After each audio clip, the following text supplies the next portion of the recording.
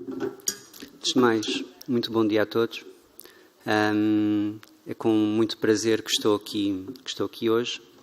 Queria dar um primeiro agradecimento, não só em termos pessoais, mas em termos como membro da sociedade, ao papel importante que a Associação tem na formação de profissionais, no apoio à família e em trazer estes assuntos para a ordem de trabalhos da saúde ao nível institucional. As normas da DGS são um passo importante e uma das poucas doenças órfãs que em Portugal, de facto, está bem representada. Portanto, desse ponto de vista, os meus muitos parabéns. Faço também minhas as palavras do Dr. José Paulo Monteiro. É sempre diferente e um prazer falar para os familiares. Vou tentar que a minha apresentação seja acessível a todos e que apresentar doenças com este nome não torne tudo muito mais difícil do que aquilo que já é. E último ponto, apresentar-me. Não me reconheço a mim próprio como nenhum tipo de especialista, como são os meus colegas, no tratamento da linfangioleumiomatosis. Contribuo, sobretudo a nível do diagnóstico e do tratamento das complicações, que muitas vezes necessitam de apoio da parte técnica, é sobretudo essa a minha área. No entanto, já há alguns anos que participo aqui com a Associação na formação e na informação a respeito a esta doença e tenho também alguma experiência acumulada dos meus colegas no meu serviço à doença a ser seguidos e nos sítios das pessoas com quem eu falo também tenho alguma experiência para vos falar, não minha, mas de outras pessoas, a respeito de uma área muito em particular, conforme vou falar no fim. Portanto, hoje vamos falar de linfangioleumiomatosis. Já disse esta palavra algumas centenas de vezes, mas como enrolo um bocadinho a língua, a partir de agora vou-me referir a ela como LAM, que é como a maior parte das pessoas a conhece. Vamos, sobretudo, falar das opções terapêuticas na LAM, e aqui não vou apresentar-vos o último estudo que está na berra, nem os medicamentos do futuro, talvez no futuro possamos fazer isto. Hoje vou-vos fazer um ponto de situação a respeito daquilo que é, neste momento, o tratamento base dos doentes com LAM. Obviamente que vamos ter que falar um bocadinho da doença para os que já a conhecem relembrarem, para os novos virem a saber. E deixei uns minutinhos no final para, no caso de haver perguntas, podermos falar um bocadinho. Vamos começar então pela definição. Linfangioleumiomatosis. O nome é difícil, mas pode-nos ajudar a tentar perceber um bocadinho melhor o que é isto. Linfa, todos vocês devem conhecer, há um sistema linfático no nosso corpo, faz a drenagem do excesso de líquido e também de outras moléculas, nomeadamente a nível da digestão.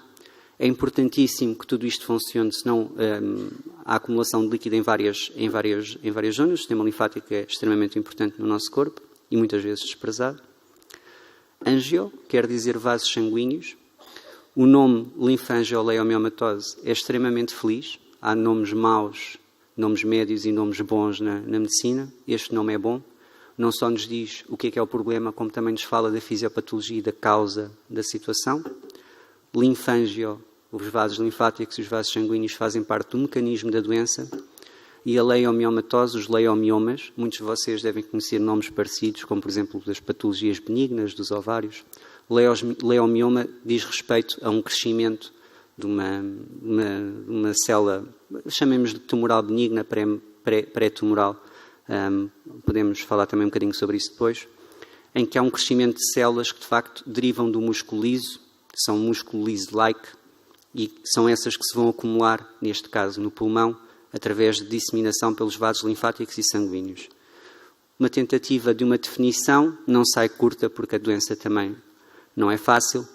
Vamos chamar-lhe que é uma doença rara, multissistémica. Estamos aqui a falar que a LAM é pulmonar, mas infelizmente há mais manifestações raras, mas que são relevantes em alguns pontos do tratamento fora do pulmão. É uma doença, vamos ver à frente, há exceções, mas que afeta quase exclusivamente mulheres em idade fértil. Não há antes da puberdade, nem há depois da menopausa. Homens, há casos raros descritos no mundo. E o que é que vai acontecer? Estas células da linhagem do músculo liso, os leomiomas, vão crescer e vão depositar-se em vários locais de drenagem linfática, a nível dos brônquios também, da pleura, do próprio pulmão, e dar origem a uma doença. Essa principal manifestação da doença vai ser uma destruição do pulmão com formação de quistos pulmonares. Vamos ver mais à frente o que é que são esses quistos pulmonares. Quando nós começámos a falar desta doença, e atenção que eu ainda não cheguei à parte da esclerose tuberosa, portanto ainda não perceberam porque é que no Congresso de Esclerose Tuberosa estou a falar de linfangioleumiomatosa, mas já lá vamos chegar. Tipicamente, a LAM aparecia, historicamente, antes de saber ainda exatamente quais eram os mecanismos, aparecia dentro de um grupo de doenças que, para os mais velhos, apenas está presente num qualquer confim da sua memória. Um grupo de doenças, todas elas órfãs, bastante complexas, até há não muito tempo sem tratamento específico e perdido na cabeça de quase todos os médicos e mesmo de muitos pneumologistas, chamadas doenças difusas do parênquima pulmonar. E a LAM partilhava com a histiocitose X, uma sua companheira, mas que hoje não vai ser abordada, a categoria de outras formas de doença pulmonar ou noutros artigos de doença quística do pulmão. Portanto, foi assim que começou a etiologia da LAM, apesar de haver uma componente genética importantíssima, a causa propriamente dita é desconhecida e provavelmente multifatorial, quer dizer que vários fatores levam ao aparecimento dessa doença. Vamos falar sobre isso mais à frente. E, agora a parte que nos interessa, há duas formas de LAM. Há uma forma que é esporádica, que é uma doença de si bastante rara, afeta uma em cada meio milhão, em alguns países até 1 milhão de pessoas, uma forma que aparece sem estar associada à esclerose tuberosa, e há uma forma que acompanha parte do complexo da esclerose tuberosa. Cerca de 30% a 40% dos adultos, à altura se formos pensar numa mulher em idade fértil, vão apresentar manifestações pulmonares de esclerose tuberosa, nas quais a LAM é mais frequente. Poucas pessoas destes 30% a 40% de adultos com manifestações de esclerose tuberosa no pulmão vão, de facto, ter sintomas ou doença clinicamente relevante. E se esperarmos por uma fase, de facto, em que as pessoas são mais velhas e formos avaliar qual é que é a percentagem, por exemplo, de pessoas na fase adulta já mais avançada que têm quistos pulmonares, estamos a falar de quase 80%, a maior parte também assintomático. Vamos falar um bocadinho disso também mais à frente. Tentar-vos explicar uma coisa que não é fácil, porque de facto ninguém sabe e ninguém conhece muito bem todos estes mecanismos. Como é que a LAM aparece? De facto, há uma proliferação a nível do pulmão, através do sistema linfático e também a nível renal e do retroperitoneu e de outros órgãos, eventualmente potencialmente afetados, que nós achamos, mas não temos a certeza, de células, leiomiomas, células com origem da linhagem do músculo liso. Essas células têm também uma origem na crista neural e, através de vários tipos de mecanismos, dos quais também já vamos ver um bocadinho mais à frente, há a passagem do que é o pulmão normal, que é o que nós vemos aqui do lado direito, um órgão que, como vocês devem saber, é sobretudo esponjoso e ocupado por ar, quer dizer que quando nós cortamos e observamos ao microscópio pequenas fatias, vemos sobretudo espaços vazios e aquilo que é, por assim dizer, o parênquima do pulmão, aquela parte que de facto faz as trocas gasosas, onde nós absorvemos o oxigênio e mandamos fora o dióxido de carbono. Este é um pulmão normal ao microscópio, um macaco também com pulmão normal, é quase preto como o ar, porque é sobretudo constituído por ar, tem alguns vasos e alguns brônquios na sua constituição, e se o cortarmos um pulmão verdadeiro e fizermos um corte, vamos ver um tecido rosado, com alguns brônquios e alguns vasos no meio, e com aspecto normal. Na linfangioleumiomatosa, o que é que acontece? Há crescimento dos leomiomas, dessas células que marcam para músculo liso, que vão depositar-se em vários locais e dar origem, sobretudo, à formação de quistos pulmonares. Cada um destes espaços pretos que vocês veem aqui, delimitados por uma parede, são bocados de pulmão que foram destruídos e substituídos por um espaço aéreo que não faz nada, que não faz trocas gasosas. Como se pensarem no pulmão como sendo um queijo, a linfangioleumimatose será o queijo suíço. Buracos no meio do pulmão que não dão origem a uma perda de função por diminuição, de facto, da massa de pulmão que funciona. E se cortarmos um pulmão, vamos ver vários buracos desses, sobretudo nos lobos, sobretudo periféricos, tanto nos lobos superiores como nos lobos inferiores. De uma forma histórica, a linfangioleumiomatosa apresenta-se com uma tríade que é clássica, 3 sintomas quando surgem ou 3 achados clínicos quando surgem agregados, normalmente fazem o diagnóstico da doença, que é a presença de quistos no pulmão, e depois vamos ver mais à frente o que é 2 principais complicações destes quistos, que é o pneumotórax e o quilotórax. Vamos depois ver mais à frente o que é. 50% dos casos, quer de doença esporádica, quer de doença associada à esclerose tuberosa, também se apresentam com angiomiolipomas.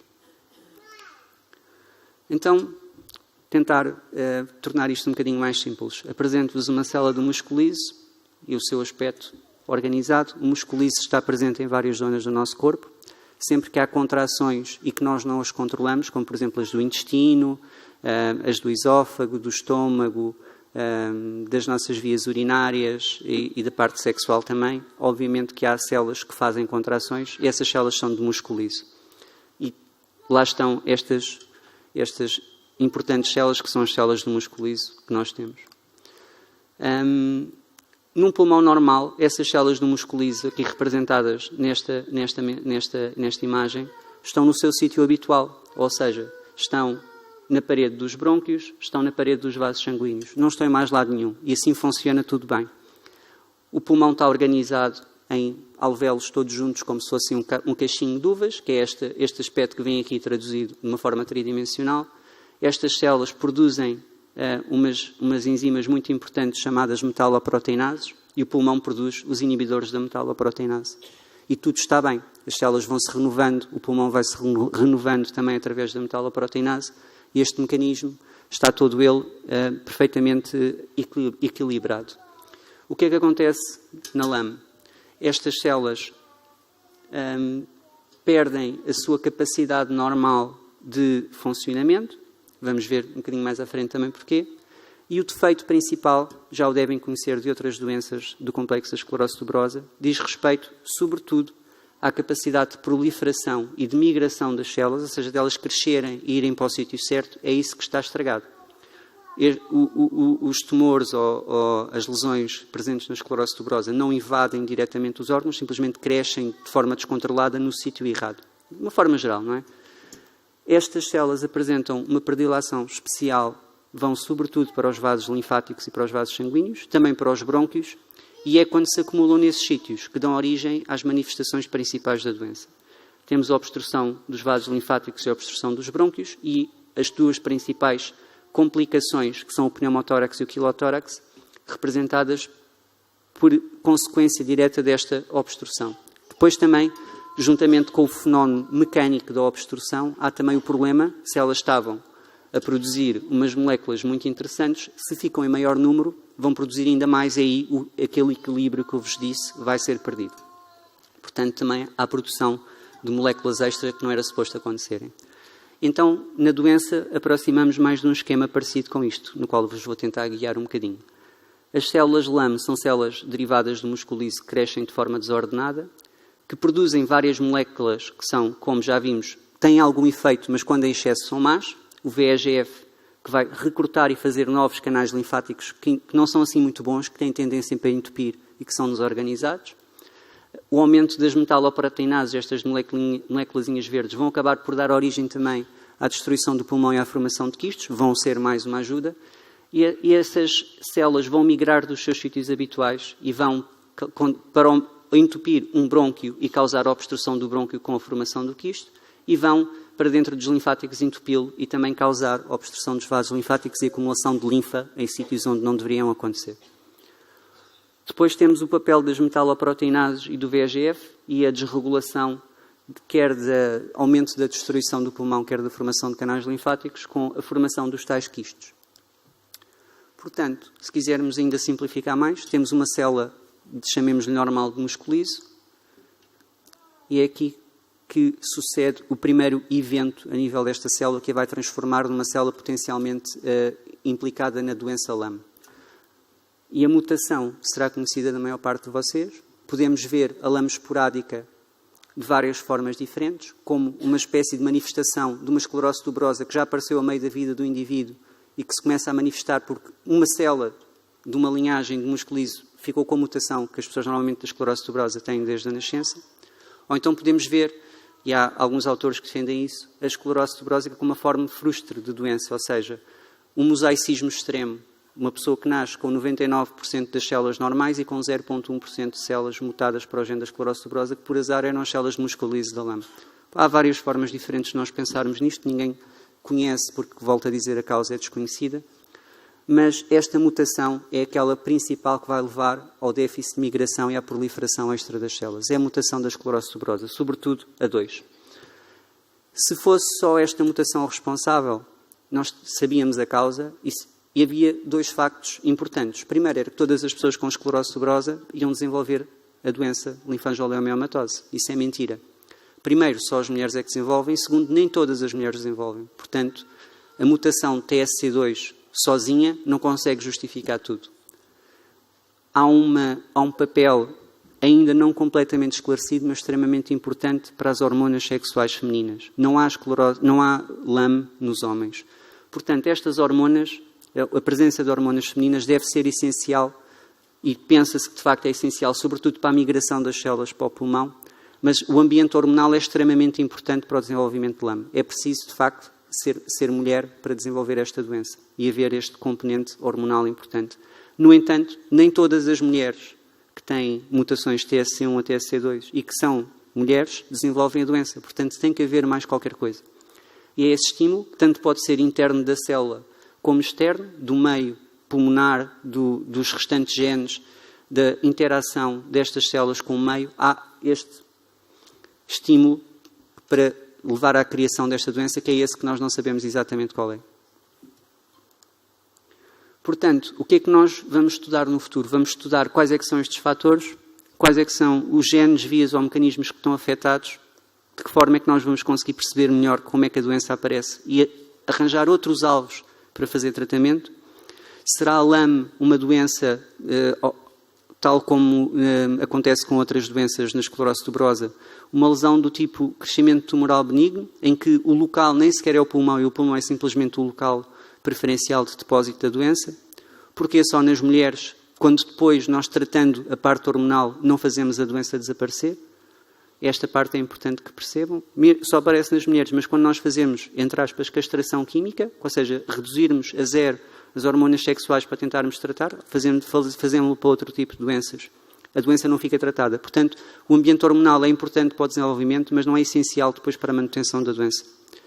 E, de facto, hoje não vamos falar, mas há uma associação forte com os angiomielipomas, partilhando características clínicas, havendo uma congregação de casos. Isso seria alvo quase de uma outra comunicação. Portanto, quem é que desenvolve esta doença? Há raros casos escritos em homens em todo o mundo, há raros escritos em mulheres pós-menopausa, não é essa a mensagem para casa, são mulheres adultas em idade fértil. Não parece haver preferência étnica e, no caso da esclerose tuberosa, se não esperarmos tempo suficiente, provavelmente 80% das mulheres adultas vão ter alguma manifestação com a presença de quistos pulmonares. Isto vou passar. A apresentação clínica da doença, quais é que são os sintomas expectáveis desta doença? São sintomas gerais da parte respiratória, coisas como a falta de ar, a tosse, e no caso de haver complicações, como por exemplo o pneumotórax, a dor torácica e a falta de ar que aparece de forma súbita. Pode haver agravamento das queixas sempre que o ambiente hormonal é alterado, como por exemplo na gravidez, durante a menstruação, ou com o uso de estrogénios exógenos, como a pílula ou a terapêutica de substituição hormonal. E há também uma apresentação clínica relativamente frequente, tendo em conta a raridade da doença, que é a apresentação inicial da LAM ser através dos angiomielipomas e da hemorragia. Só para vos tentar explicar o que é o pneumotórax e o quilotórax, para os menos interessados em manifestações pleurais e pulmonares de doença. O pneumotórax é isto que nós vemos aqui do lado esquerdo. Os pulmões estão ligados à parede torácica através de 2 membranazinhas que ali aparecem em amarelo, que são muito importantes, apesar de serem muito fininhas, que são a pleura. E quando essas membranas, uma delas rompe, tipicamente a visceral, a que está ligada aos pulmões, e entra ar para o espaço que não era suposto existir, o pulmão colapsa e deixa de conseguir respirar e chamamos a isso pneumotórax. É uma situação que pode ir desde uma urgência a uma emergência médica, não vale a pena também entrarmos muito sobre isso agora, mas decorar que quando há um pneumotórax o pulmão afetado deixa de conseguir exercer a sua função normal. O quilotórax, basicamente, é a acumulação neste mesmo espaço, em vez de ar, mas de linfa. Aquilo que está alterado também e que que o sistema linfático foi entupido pelas células LAM e que tem tendência de acumular no espaço pleural. Vem aqui um raio-x do pulmão normal à direita e à esquerda uma imagem branca que corresponde à acumulação de líquido dentro do pulmão. Quando vai ser picado, não é nem sangue nem líquido pleural normal, mas sim linfa. Tem um aspecto branco leitoso. Chamamos a esse desenvolvimento de doença, esse líquido que se acumula na pleura, quilotórax. E é muito frequente na linfangioleumioma-tosse. Com o que é que nos baralha, às vezes, o diagnóstico? Às vezes podemos pensar que é LAM e estarmos na presença ou de outra doença quística pulmonar, como, por exemplo, esta que tem um nome quase pior que a LAM, que é a pneumonite intersticial de células de Langerhans, que também dá quistes pulmonares, mas afeta quase exclusivamente fumadores e tem também, como afeta fumadores e há mais homens a fumar, uma predileção pelo sexo masculino, e os quistes têm um aspecto um bocadinho diferente. Todas as outras são bastante raras e nem vale a pena estarmos a falar delas. O que é que acontece numa primeira fase, se nós só fizermos um exame que não seja muito específico, como por exemplo uma TAC, se só fizermos o raio-x à procura dos quistos, só vamos ver buraquinhos de ar no meio do pulmão. E isso também pode ser enfisema pulmonar, que, como já devem ter ouvido falar, é uma situação associada ao tabaco e é bastante mais frequente. Há uma percentagem muito grande da população que fuma que tem enfisema pulmonar. Os principais exames, e hoje não vamos falar praticamente de diagnóstico, numa avaliação inicial deve ser realizada um raio-x de tórax, o exame mais importante, mais desconhecido da maior parte das pessoas e dos clínicos, estudo funcional respiratório, avaliar de facto a função do pulmão em funcionar, uma TAC do tórax, que no caso da esclerose tuberosa deve ser realizada a todas as mulheres aos 18 anos. Daí para a frente, estou a falar das normas orientadoras da DGS, daí para a frente 5 em 10 anos, até uma idade de pelo menos 40. O estudo funcional respiratório na esclerose tuberosa, quando há evidência de quistes pulmonares e não há sintomas da doença nem gravidade clínica, devem ser realizados a cada 3 anos. Quando nós queremos confirmar o diagnóstico, por norma precisamos de retirar um bocadinho de pulmão para confirmar que o que lá está são os tais leiomiomas e a presença de quistes pulmonares. Fazemos-lo através de biópsias pulmonares e depois há um papel também para algumas análises sanguíneas e para outras coisas, ataque da barriga. O objetivo é sempre procurar os angiomiolipomas, que também estão presentes no diagnóstico. O raio-x pode ser normal, é sobretudo útil porque permite também avaliar outras doenças que não a LAM. As provas funcionais respiratórias são extremamente simples de fazer, consistem em tapar o nariz e soprar para dentro de um tubo, de acordo com as indicações que o técnico dá para se ter uma representação de qual é que é a função pulmonar. Podem ser normais, mas podem estar alterados. É este exame que nos vai dizer qual é que é a gravidade da doença e que vai permitir estadiar e depois orientar o correto diagnóstico e tratamento da doença, de acordo com o que for a alteração da função pulmonar. O exame mais importante, sem dúvida nenhuma, é a TAC. E aqui está dois exemplos típicos de linfangioleumioma-tosse, em que vêm os quistes pulmonares, os buracos pretos delimitados por uma parede, e depois a presença de pneumotórax, ou seja, há um bocado de ar que está à volta do pulmão acumulado, e aqui também um pequenininho, uma laminazinha, que está acumulado no espaço pleural. Isto será um ataque muito sugestiva, esta de linfangioleumioma-tosse, bastante grave. Não? Normalmente temos de contar 10 quistes para podermos pensar na doença, só nesta imagem devemos ter, nem consigo, uns 70 ou 80, portanto, aqui será muito fácil de fazer o diagnóstico, quando são só poucos quistes no pulmão inteiro, pode ser mais difícil. A biópsia retira um bocadinho de pulmão, quando nós coramos com um corante especial, permite-nos identificar as tais células de LAM. E quando é que nós fazemos o diagnóstico? Fazemos o diagnóstico com a presença de quistes no pulmão e da biópsia positiva, ou na ausência de biópsia, quando não queremos biopsar o pulmão e há, de facto, achados muito, muito característicos, quando há, pelo menos, quistes pulmonares e mais um destes que eu vou dizer a seguir. Angiomiolipomas, quilotórax, ou xitoquilosa, e esclerose tuberosa. Ou seja, na presença de quistes pulmonares e de esclerose tuberosa já podemos fazer o diagnóstico de LAM. Depois há outras considerações diagnósticas que hoje não vou falar. Qual é que é, então, o papel da pneumologia na LAM e aquilo que normalmente nos pedem para fazer? Pedem-nos para diagnosticar as pessoas e elas devem ser corretamente referenciadas. Todas as mulheres com esclerose tuberosa devem ser numa fase, normalmente aos 18 anos, na altura em que a maior parte delas já está menstruada, realizar uma TAC para ver se tem ou não a doença. Devemos concentrar-nos nas mulheres de idade fértil. especialmente naquelas que têm angiomiolipomas de grande volume. Angiomiolipomas maiores que 4 cm têm uma probabilidade de mais de 50% dessa mulher vir a desenvolver linfangioleumematose na idade adulta. Temos um papel na avaliação inicial da doente, na interpretação e no pedido dos exames complementares como ataque e as provas funcionais respiratórias, e tipicamente depois ficamos a seguir as doentes com linfangioleumematose, a ver a evolução da função pulmonar, a tomar decisões, nomeadamente na introdução de terapêuticas, que vamos ver mais à frente então quais é que são, e na necessidade ou não de tratar aquelas complicações que nós vimos, o pneumotórax e o quilotórax, que são potencialmente graves e que têm sempre que ser tratadas. Falar então de tratamento. As medidas gerais, como em todas as doenças, são sempre as mais importantes. São aquelas que alteram de forma bastante simples, sem efeitos secundários e de uma forma sustentada e considerada positiva por praticamente toda a comunidade científica, a qualidade geral da saúde dos doentes e, muitas vezes, mesmo a mortalidade e a morbilidade.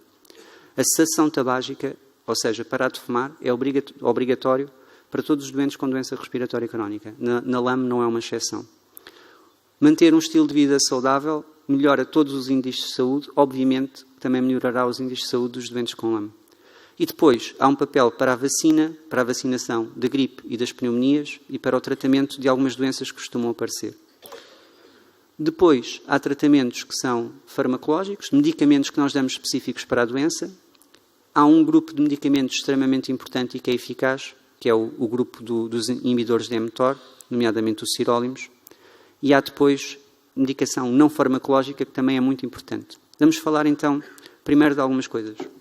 Medidas gerais. A cessação tabágica, nas guidelines publicadas pela Sociedade Americana, que já são um bocadinho antigas, mas continuam atuais em alguns pontos de vista, nem sequer foi preciso chegar a acordo, nem a fazer avaliação. Foi considerado que a evidência é máxima que a cessação tabágica é obrigatória. A vacinação. A LAM é uma doença rara, quer dizer que não há estudos a comparar a vacinação ou não dos doentes com LAM. Por aproximação com outras doenças, obviamente que o grau de evidência para a LAM nunca será grau A em nada, na medida em que o maior estudo prospectivo com LAM deve ter algumas dezenas ou centenas de doentes, portanto nunca será uma evidência major. O grau de evidência para fazer a vacinação é um grau de evidência bom, de opinião de peritos e de estudos por aproximação, com benefício intermédio, e originou um consenso entre os representantes muito bom. O consenso entre os peritos nestas guidelines foi sempre muito bom, portanto não me vou voltar a referir a eles. Todas as pessoas com LAM devem ser vacinadas para o vírus da gripe e refazer a vacinação para a bactéria da pneumonia, que é a Prevnar, que a maior parte das crianças hoje em dia em Portugal já faz. O tratamento da osteoporose. Há uma associação forte entre LAM e desenvolvimento de osteoporose. Todos os doentes com LAM devem efetuar densitometrias ósseas com um nível regular. E aqui o nível regular é cada 2 a 3 anos. Portanto, as pessoas com LAM têm um benefício substancial, segundo estas guidelines, com um nível de evidência também B, de realizar pesquisa, de realizar exames, nomeadamente este aqui, a osteodensitometria, para tentar encontrar esta doença osteoporose e para ser tratada. Na gravidez, há uma pergunta que normalmente aparece. Então, se as mulheres podem, com a gravidez, piorar a doença, que indicação é que os médicos devem dar às suas doentes? Pode-se engravidar ou não?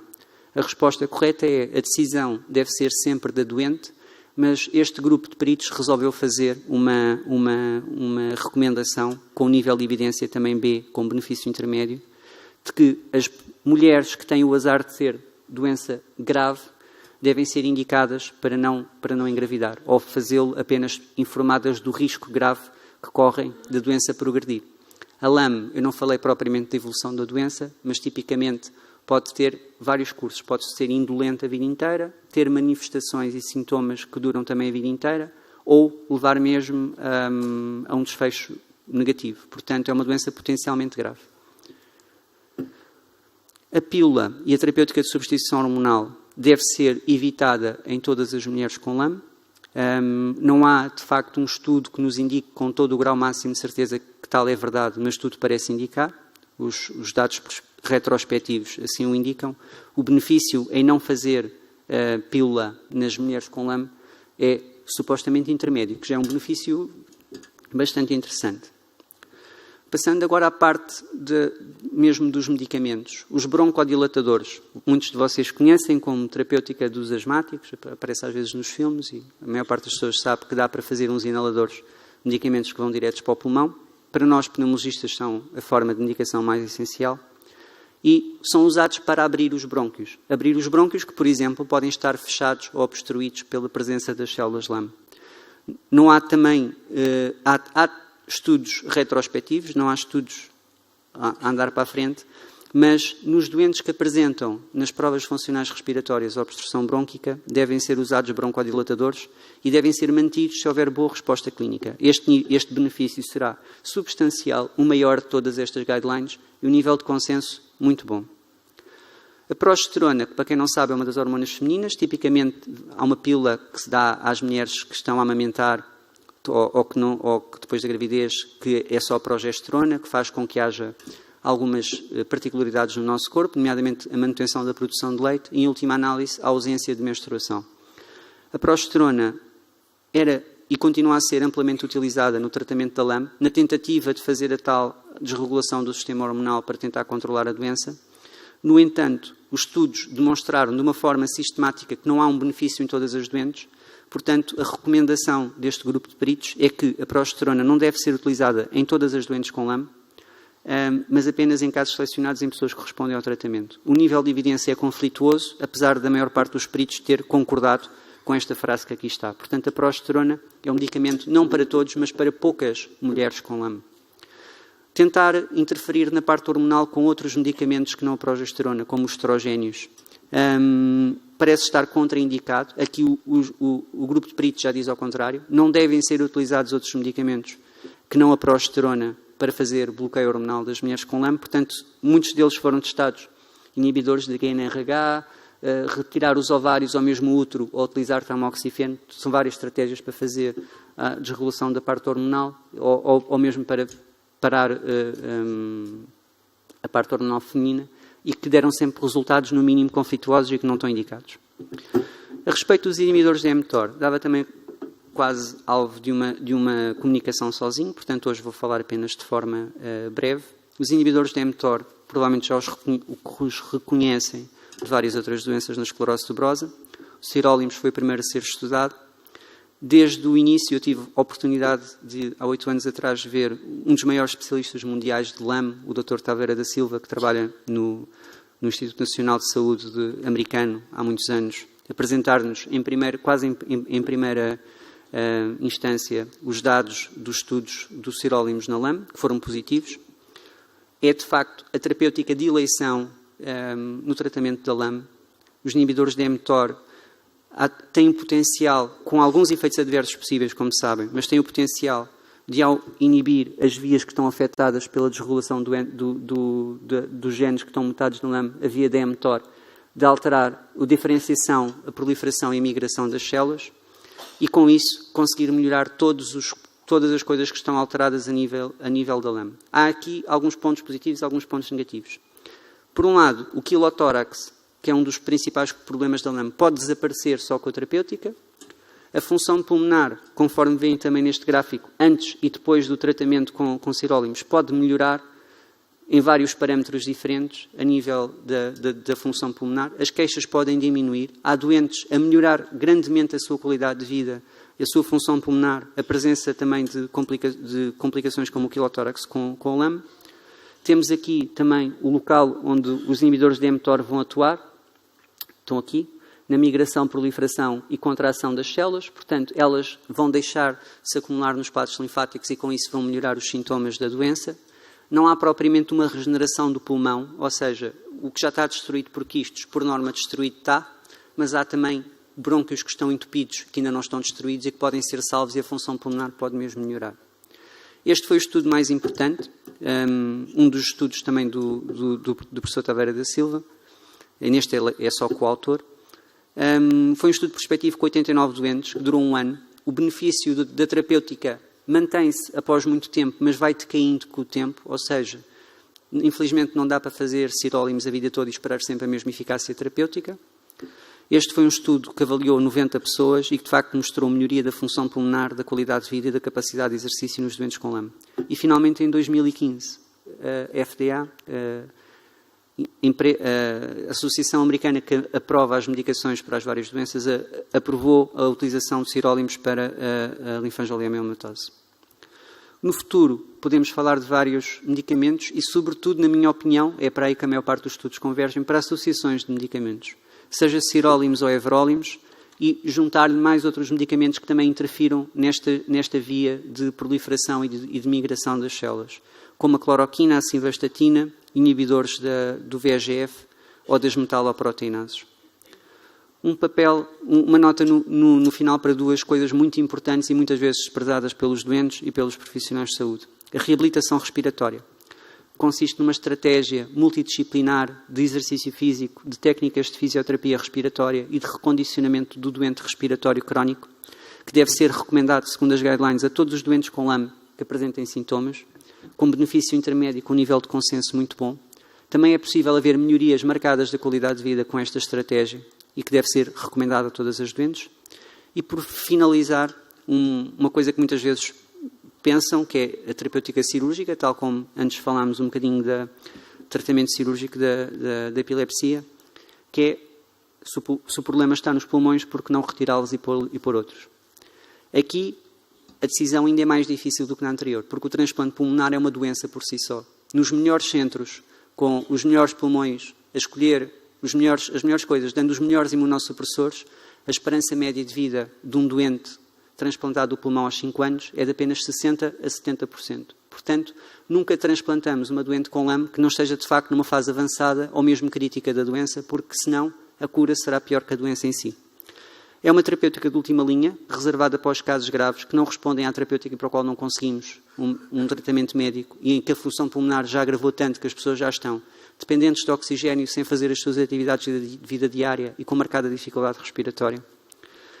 A terapêutica, neste caso, não é definitiva, porque as células de LAM não estão só no pulmão e eventualmente vão voltar, mas esse não parece ser um problema, porque depois a instalação da doença é tão lenta que nunca houve até hoje registro de nenhum transplante que tenha falhado, porque a doença voltou de uma forma grave. Portanto, não é uma razão para não transplantarmos as pessoas.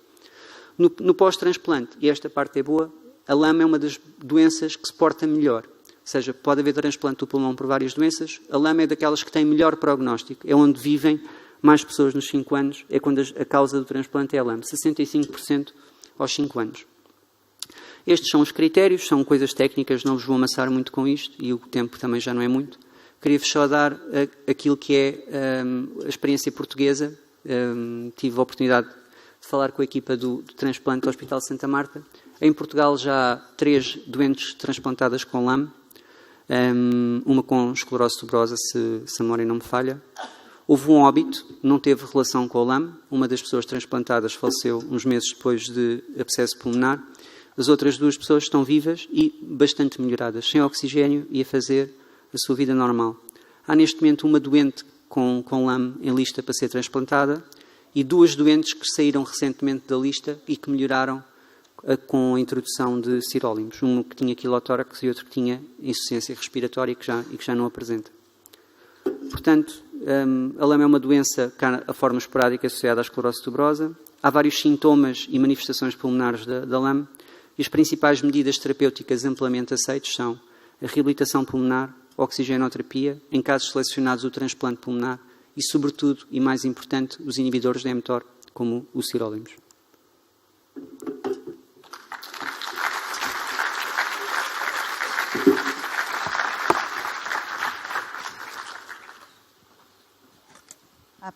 Há perguntas? Alguém quer fazer alguma pergunta? Temos aqui.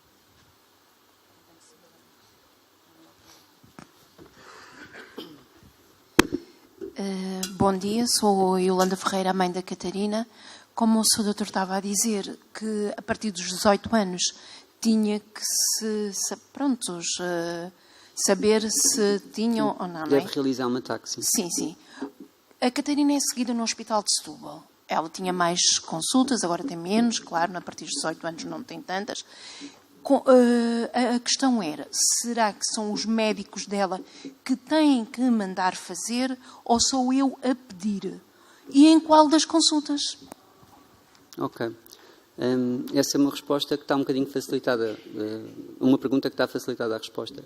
Já está nas NOCs, naquelas normas orientadoras da DGS, da Direção-Geral de Saúde, a indicação, e isso é fidelizante, conforme o Dr. José Carlos disse no início, que todas as doentes com esclerose tuberosa devem realizar uma TAC aos 18 anos. Isto é a melhor prática e as normas portuguesas, portanto, em princípio, obviamente que pode sempre ajudar os médicos a ajudar a Catarina e relembrá-los que devem pedir esse TAC, mas deveria ser uma responsabilidade dos médicos que a seguem. Há uma dificuldade, e reparem que a LAM é das doenças menos reportadas e com maior taxa de não reportado dentro da esclerose tuberosa. A esclerose tuberosa é uma doença que começa pela idade pediátrica e a LAM é uma doença dos adultos. E às vezes aqui no meio perde-se seguimento, acontece isto com outras doenças, como a fibrose quística. Há uma dificuldade nos pediatras pensarem nas doenças dos adultos e nos adultos lembrarem-se que há esclerose tuberosa para tratar estas doenças. Portanto, convém sempre relembrar, está presente nas normas orientadoras e não deve ser difícil de convencer a realizar a TAC. Mas na consulta, então, será na neurologia? Não? Depende de como é que é feito o seguimento. Está a ser feito por base na neurologia. Pode, por exemplo, fazer um pedido ao médico que a segue, seja o médico de família ou o médico responsável, para ver uma consulta de pneumologia, ou para algum desses médicos, pedir uma TAC e uma avaliação por pneumologia para interpretar depois o exame e ver se que coisas é preciso fazer daí para a frente. Porque depois a decisão é difícil. Quando biopsar, quando não biopsar, é preciso avaliar também provas respiratórias, juntar estes achados todos para perceber o que é que se vai fazer a seguir e já é mais complexo. Convém ser um pneumologista. Tá bom. Obrigada.